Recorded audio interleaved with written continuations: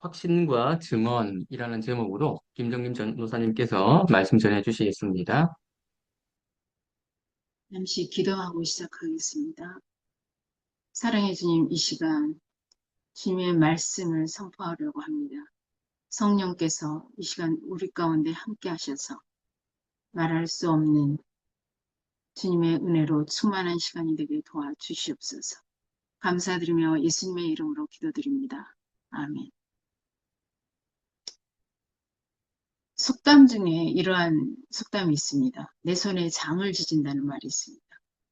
맹세의 끝판왕이라고 할 수 있겠죠.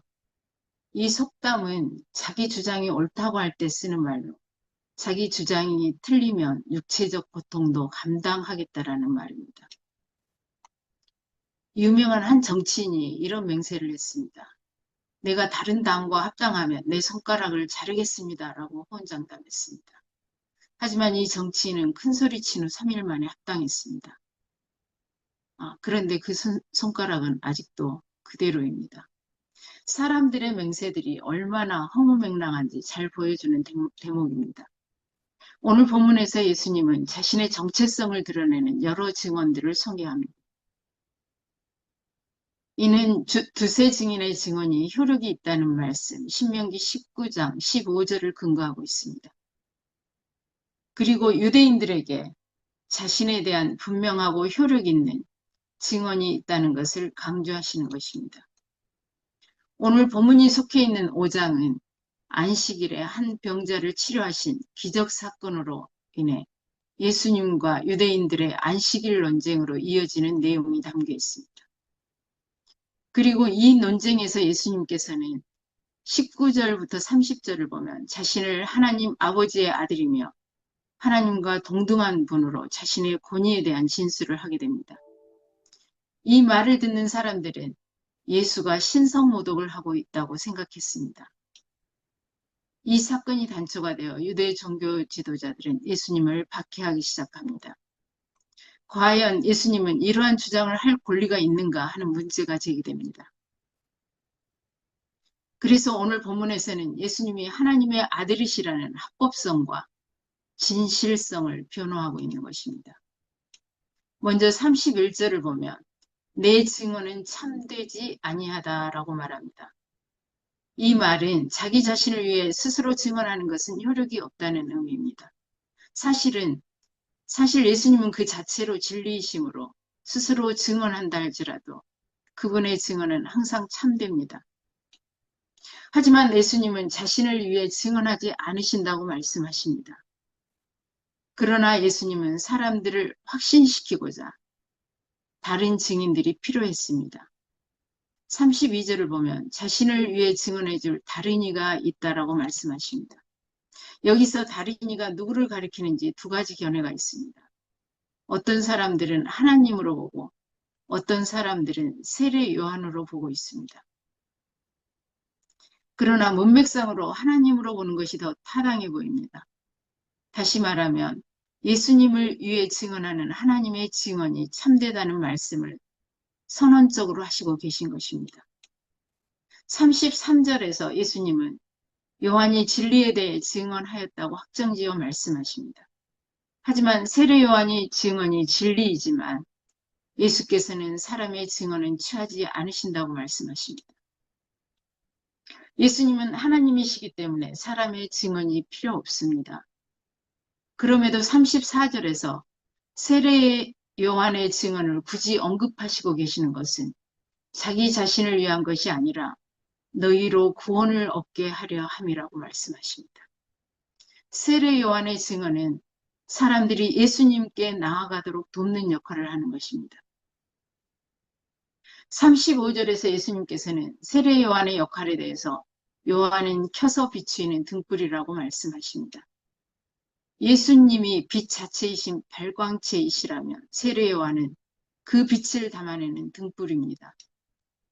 예수님은 등불 역할을 감당하는 세례 요한에 대한 사람들의 반응에 대해서 너희가 한때 그 빛에 즐거이 있기를 원하였다라고 말합니다. 많은 사람들이 요한이 증거하는 본질이신 예수 그리스도를 따르기보다 요한이라는 인물이 주는 일시적인 호기심에 머물렀음을 지적하는 것입니다. 세례 요한의 증거는 사람들로 하여금 예수님께로 이끄는 길잡이였습니다. 사람들이 요한을 통해서 은혜를 누리고 메시지를 들었다면 한 걸음 더 나아가 그들의 시선은 예수님께 향해야 했습니다.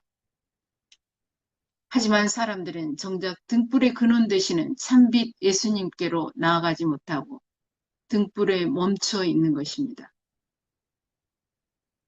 오늘날도 많은 사람들이 사람을 통해 증거되는 주님을 보지 못하고 증언하는 사람에게 집중하며 열광하는 것을 볼 수 있습니다.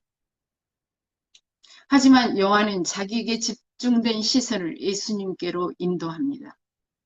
요한복음 1장 36절 이하를 보면 요한은 제자들을 예수님께 인도함으로 자기가 중심이었던 그 자리를 예수님께 내어드리는 모습을 볼 수 있습니다. 예수님에 대한 세례 요한의 증언처럼 사람들을 그리스도께로 향하게 하는 사람들의 증언은 여전히 중요합니다.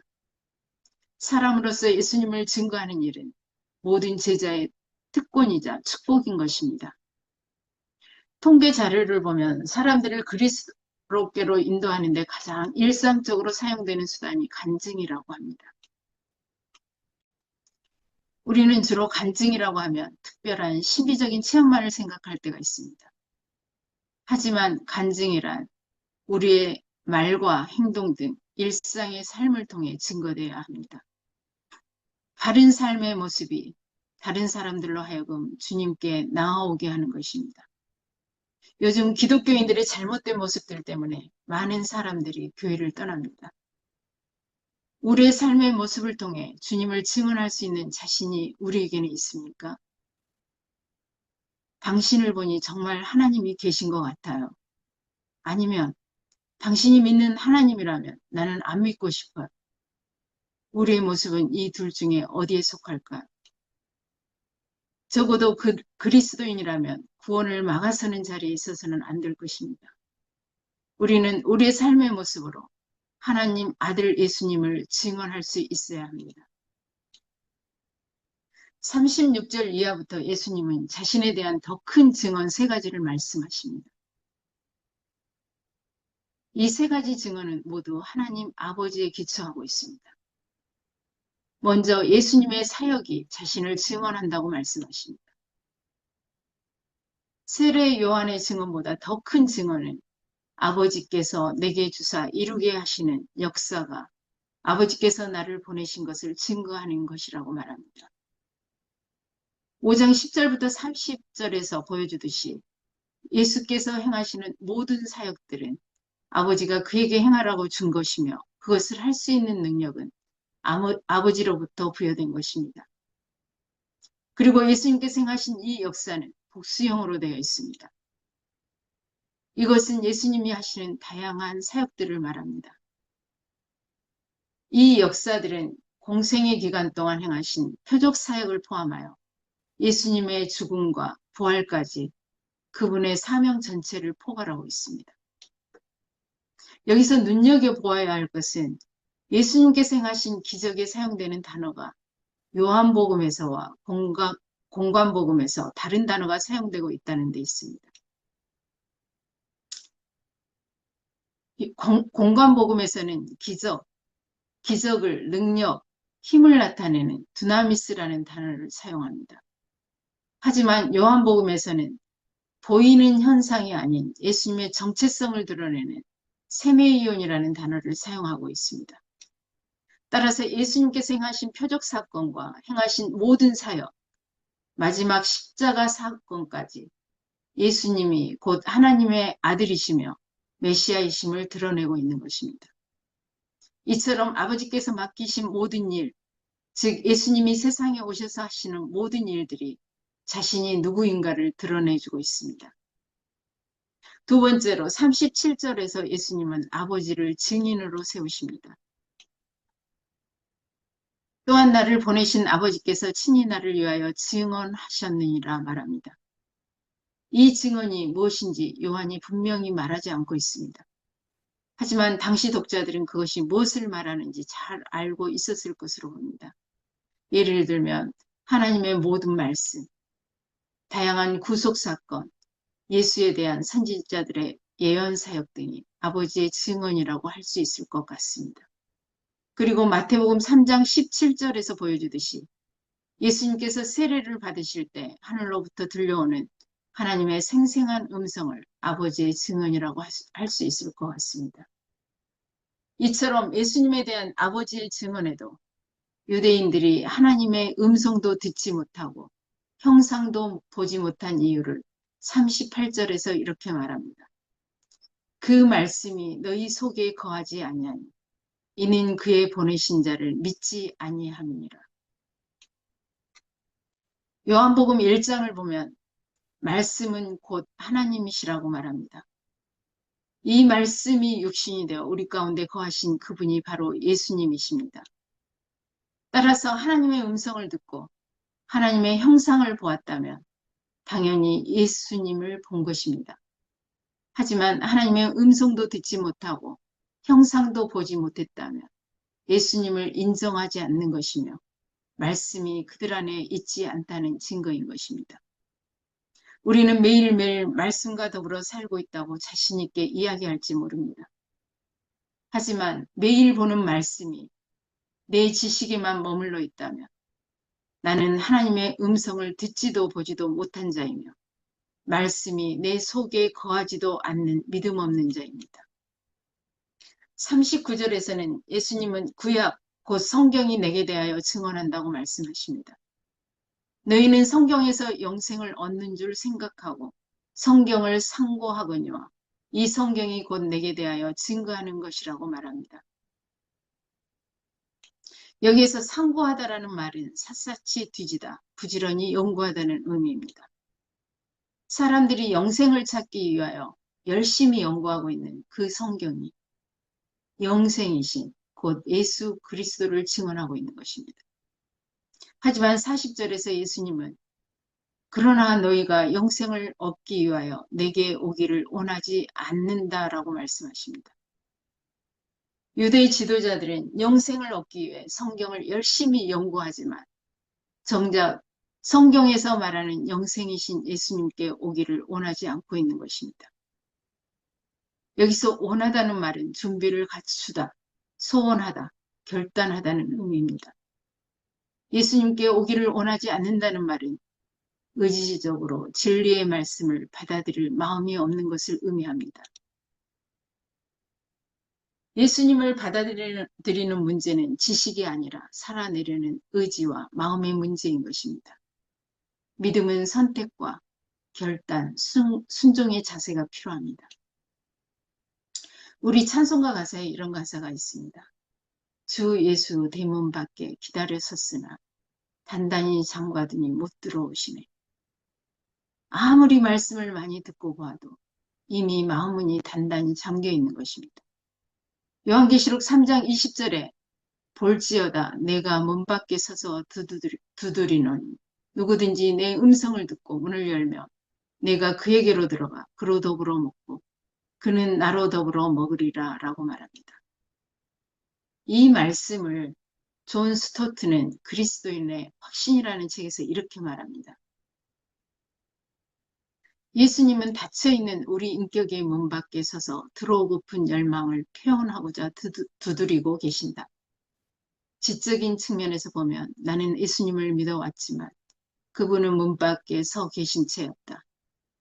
열쇠 구멍을 통해 내 기도들을 그분께 전하려고 했고 문 밑에 동전을 밀어넣기도 했다. 세례도 받았고 입교식도 치렀다. 꼬박꼬박 출석해 성경도 읽었고 선한 일을 하려고 애쓰기도 했다. 그러나 언제나 그리스도와 적당히 거리를 유지한 채 늘 그리스도를 밖에 세워두었다. 그러면서도 때로는 자신의 그러한 모습을 깨닫지 못했다라고 말합니다. 주님을 향한 우리의 모습은 어느 지점에 서 있습니까? 하나님의 자녀가 되는 것은 받아들임과 결과인 것입니다. 의지가 우리 믿음 생활에 결정적으로 작용합니다. 오늘날 우리는 더 쉽게 하나님의 말씀에 가까이 갈 수 있고 예수님을 더 잘 깨달을 수 있도록 더 많은 정보와 환경의 조건들을 가지고 있습니다. 그럼에도 우리가 매일매일 접하는 말씀이 지식으로만 머물러 있다면 유대인들보다 더 큰 죄악에 빠져 있는 것입니다. 엠마오로 가는 두 제자는 눈앞에 있는 예수님을 알아보지 못했습니다.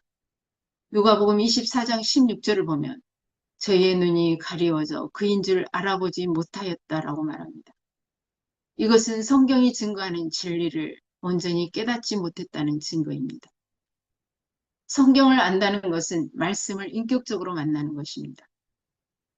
좋은 말씀에 색을 입히고 밑줄을 긋는 것으로 끝나는 것이 아니라 그 말씀이 드러내고자 하는 그리스도를 깨닫고 삶으로 살아가는 것입니다. 오늘날 우리들은 수없이 많은 말씀의 홍수 속에 살아갑니다. 그래서 오히려 말씀의 귀중함을 깨닫지 못하고 뭐 이미 다 알고 있는 말인데 하면서 지식으로만 남겨두는 경우가 많이 있지 않습니까? 우리가 말씀을 통해 생명 되신 예수님이 우리 안에 거하지 못한다면 이는 성경을 잘못 보고 있는 증거입니다. 예수님이 우리 안에 거한다는 것은 옛것은 버리고 새로운 삶이 시작되는 관계로 들어가는 것입니다.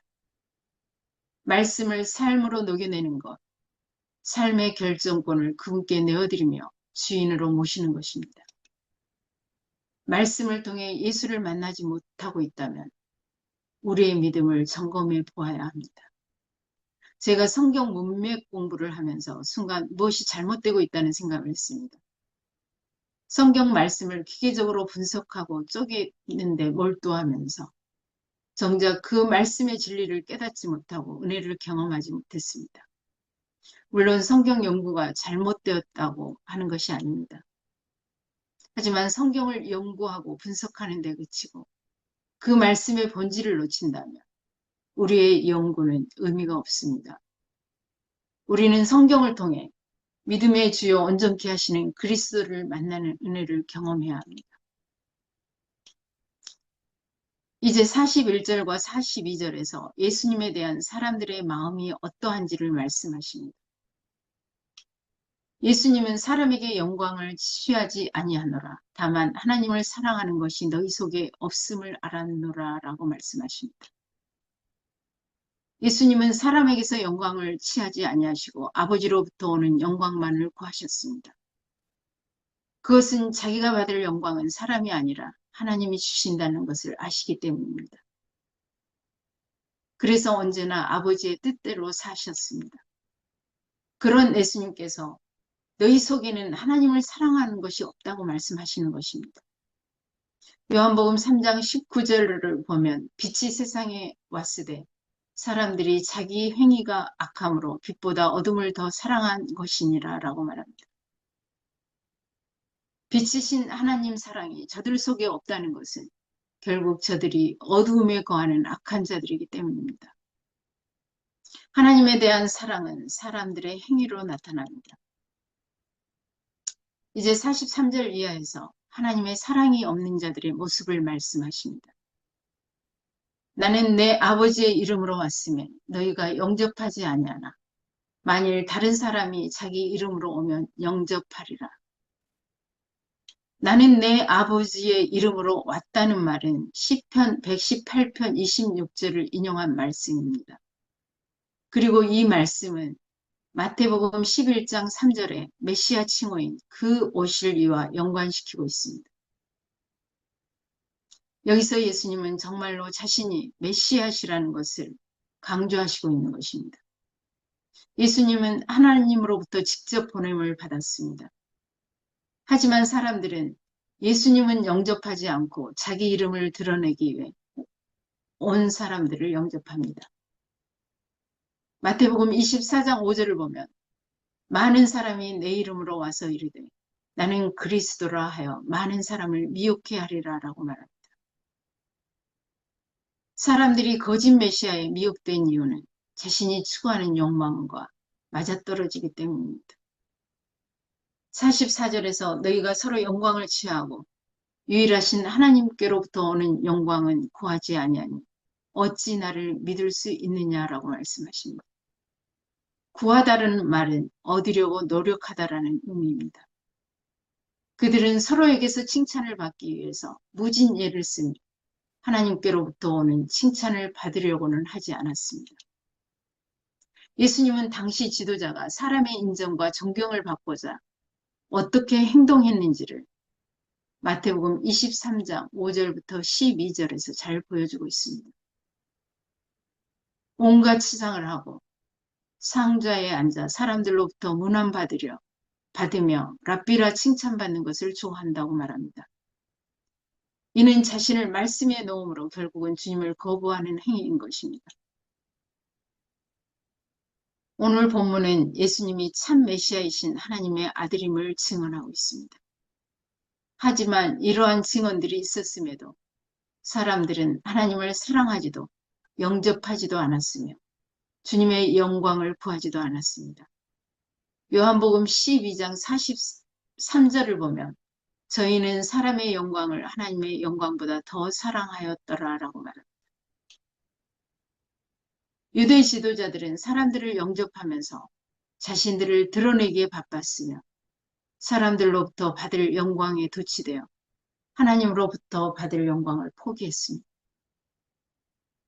저들 마음은 보이지 않는 하나님의 영광보다 보이는 사람들의 영광이 더 중요했습니다. 사람을 바라보고 사람으로부터 영광을 추구하는 삶에 하나님을 향하는 사랑이 있을 수 없습니다. 세상과 사람들에 집중하는 것들을 버리기 전에는 우리 곁에 찾아오시는 주님을 만날 수 없습니다. 마태복음 6장 2절을 보면 외식하는 자가 사람에게 영광을 얻으려고 회당과 거리에서 하는 것 같이 나팔을 불지 말라. 저희는 자기 상을 이미 받았느니라 라고 말합니다. 사람의 영광을 추구할 때 주님으로부터 받을 영광은 없습니다. 사람의 영광을 구할 때 그 사람에게 의존하게 됩니다. 사람에게 영광을 얻으려는 것은 불신앙에 가까운 특징 중에 하나입니다. 우리는 사람에게 영광을 받고 사람에게 인정받으려고 얼마나 노력하고 있습니까? 오늘 많은 사람들이 보내는 환호를 쉽게 포기하지 못합니다. 사람들은 SNS를 통해 자기 과시를 하며 사람들의 반응에 민감합니다. 자기 탐닉적이고 자기 중심적인 교만과 인정 욕구에 가득 채워져 있습니다. 자기를 세우고 다른 사람의 인정에 좌우되는 사람은 하나님에 대한 믿음을 갖기가 쉽지 않습니다. 세상 것을 추구하며 세상으로부터 오는 시선을 갈망할 때 주님을 볼 수 있는 시선이 차단됩니다. 누가복음 14장 7절 이하를 보면 혼인잔치에 초대를 받았을 때 상좌에 앉으려고 했으면 부끄러움을 당하지만 말석에 앉으려고 하면 모든 사람 앞에 영광이 있으리라라고 권면합니다. 믿음이란 자기에게 집중하기보다 하나님을 신뢰하는 것을 말합니다. 세례 요한은 그는 흥하여야 하겠고 나는 쇠하여야 하니라 라고 외치며 오직 예수님의 영광을 위해 자신의 생명까지 내어놓았습니다. 하나님의 영광을 끝없이 추구하신 분은 예수님이셨습니다. 요한복음 곳곳에서 예수는 그의 사역이 하나님께 영광을 드리기 위한 것이라고 말합니다. 예수님은 십자가를 앞둔 마지막 날 밤에도 하나님의 영광을 추구하셨습니다. 로마서 2장 29절에서 마음의 할례를 받은 참된 유대인은 그 칭찬이 사람들로부터가 아니라 하나님으로부터 오는 그런 자라고 말합니다. 우리는 사람들로부터 칭찬받기보다 하나님으로부터 오는 칭찬과 영광을 추구하는 참 할례자들이 되시기를 바랍니다. 이제 45절에서 예수님은 자기를 거부한 유대인들이 최후 심판 때 무슨 일을 당할 것인지를 말씀하십니다. 내가 너희를 아버지께 고소할까 생각하지 말라. 너희를 고소하는 이가 있으니 곧 너희의 바라는 자 모세라라고 말합니다. 유대인들의 고발자는 예수님이 아니라 모세라라고 말씀하십니다. 모세는 이스라엘을 애굽의 종살이에서 이끌어낸 사람이었습니다. 그리고 율법을 직접 받은 사람으로 이스라엘 역사에서 중요한 인물이었습니다. 하지만 그들이 믿고 따랐던 모세가 자신들을 고발하는 자가 될 거라고 말합니다. 46절과 47절에서 왜 모세가 고발자가 되는지를 설명합니다. 모세를 믿었다면 또 나를 믿었으리니 이는 그가 내게 대하여 기록하였습니다. 그러나 그의 글도 믿지 아니하거든 어찌 내 말을 믿겠느냐라고 하시니라. 사람들은 모세는 믿으면서 모세 율법의 정점에 서 계시는 예수님을 믿지 않았습니다. 그래서 모세가 이야기하고 있는 그 율법이 너희를 고발할 것이라고 말하는 것입니다. 마태복음 5장 17절을 보면 내가 율법이나 선지자나 폐하러 온 줄로 생각하지 말라. 폐하러 온 것이 아니여 완전케 하려 함이로라. 예수님은 모세가 말하는 율법을 완성시키러 오신 분이십니다. 모세가 기록한 말씀은 예수님에 대한 기록이었습니다. 사람들은 율법 자체에 구원이 있는 줄로 알고서 율법에 소망을 두고 정작 율법이 가리키고 있는 메시아는 배척했습니다. 결과적으로 그들은 모세의 율법도 믿지 않는 자들이었던 것입니다. 종교의식, 신앙 경력으로 모든 율법이 말하고 있는 예수님을 만날 수 없습니다. 오늘 본문에서 예수님께서는 자신에 대한 증언이 확실함을 이야기했습니다. 예수님에 대한 참 증언, 진실성의 확보는 요한복음 20장 31절에서 말하고 있는 요한복음의 기록 목적과도 연관이 있습니다. 31절을 보면 이것을 기록함은 너희로 예수께서 하나님의 아들 그리스도이심을 믿게 하려 하며 또 너희로 믿고 그 이름을 힘입어 생명을 얻게 하려 함이니라 라고 말합니다. 예수님께서 자신의 정체성에 대해 밝히려고 한 이유는 사람들로 하여금 믿음을 갖게 하기 위함인 것이었습니다. 증언을 통해 예수를 하나님의 아들 메시아로 믿어 영생을 얻도록 하기 위함인 것입니다. 요한은 잃어버린 바 된 사람들을 그리스도께로 인도하기 위해 이 글을 쓴다고 말합니다. 그리스도에 대한 참된 증언만이 사람들로 예수님을 찾게 할 수 있습니다.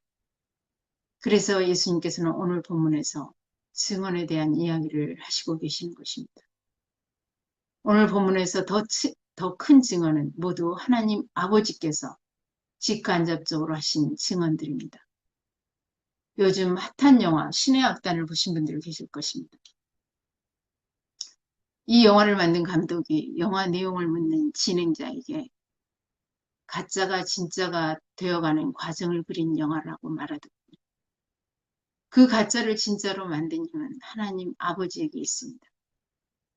예수님에 대한 하나님 아버지의 증언에 확신을 가질 때 믿음을 가질 수 있고 하나님 나라의 이론으로 동참할 수 있습니다.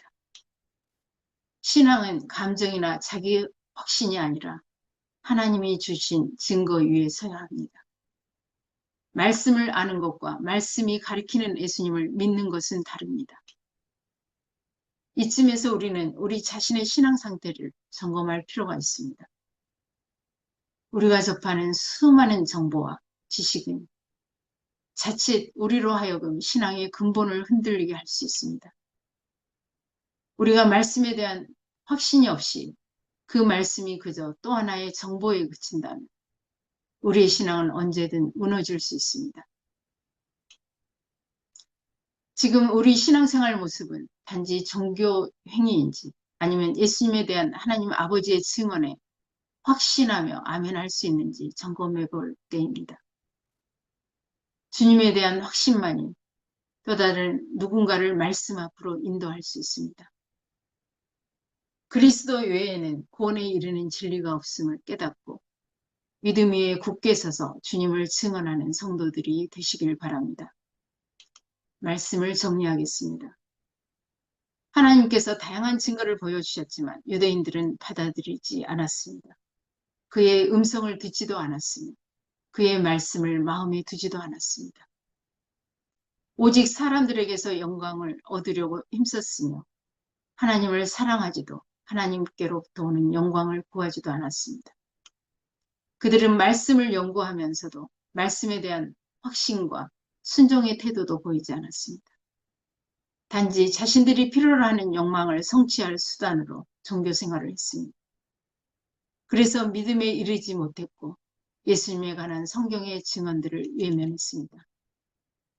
오늘도 동일하게 말씀을 통해 우리에게 참 진리이신 예수님을 우리에게 증언하고 있습니다. 그리고 예수님에 대한 진리의 증언자로 우리를 세상에 세우셨습니다. 우리는 그 진리이신 주님을 세상에 전할 책임이 있습니다. 우리 모두는 하나님이 주신 증거를 믿음으로 확신하며 진리의 증언자로 살아갈 수 있기를 축원합니다. 잠시 기도하겠습니다. 사랑의 주님, 감사드립니다. 이제 유대인들이 말씀을 열심히 보고 많은 율법을 지키면서 그들이 바른 신앙생활을 한다고 했지만 결국은 그 말씀이 가리키는 예수님을 보지 못하고 믿음에 이르지 못했습니다. 오늘 말씀을 통해 이 주신 말씀을 우리에게 적용하기를 원합니다. 우리는 정말 매일매일 큐티를 하면서 주님을 만나고 있는지, 주님을 확신하고 있는지 우리 자신을 다시 한번 점검할 수 있는 귀한 시간이 되게 도와주시옵소서. 감사드리며 예수님의 이름으로 기도드립니다. 아멘.